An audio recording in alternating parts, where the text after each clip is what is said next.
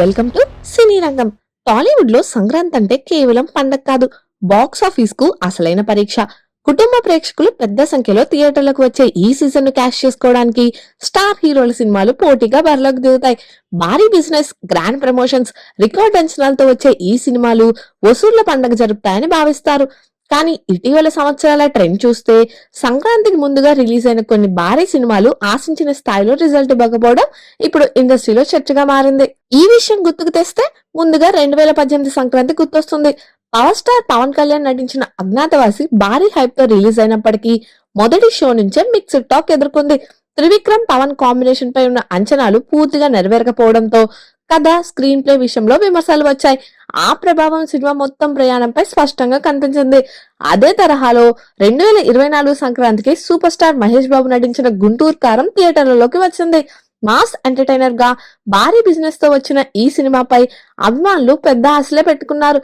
కానీ రిలీజ్ తర్వాత కథా ప్రవాహం, టోన్ విషయంలో భిన్న అభిప్రాయాలు వినిపించాయి. కొంతమందికి నచ్చినా మొత్తం మీద సినిమా మిక్స్డ్ టాక్ కే పరిమితమైంది. 2025 సంక్రాంతి వచ్చేసరికి రామ్ చరణ్ హీరోగా శంకర్ దర్శకత్వంలో తెరకెక్కిన గేమ్ చేంజర్ పాన్ ఇండియా స్థాయిలో భారీ అంచనాలతో వచ్చింది. రాజకీయ నేపథ్యంతో రూపొందిన ఈ చిత్రంపై హైప్ ఉన్నప్పటికీ విడుదలైన తర్వాత కథలో స్పష్టత లోపించడం, రన్ టైం ఎక్కువగా ఉండడం వంటి అంశాలు విమర్శలకు దారితీశాయి.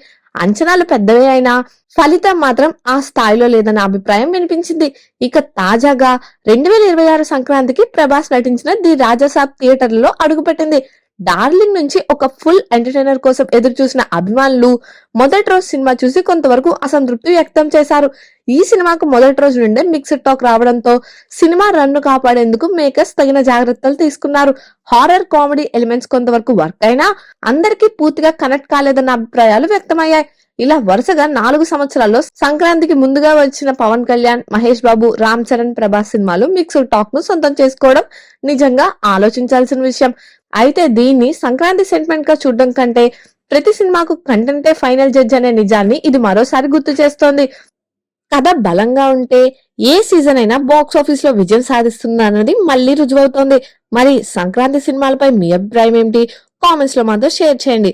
అలాగే ఇలాంటి మరిన్ని ఇంట్రెస్టింగ్ సినిమా అప్డేట్స్ కోసం మా ఛానల్ ను సబ్స్క్రైబ్ చేసుకోండి. Thank you for watching.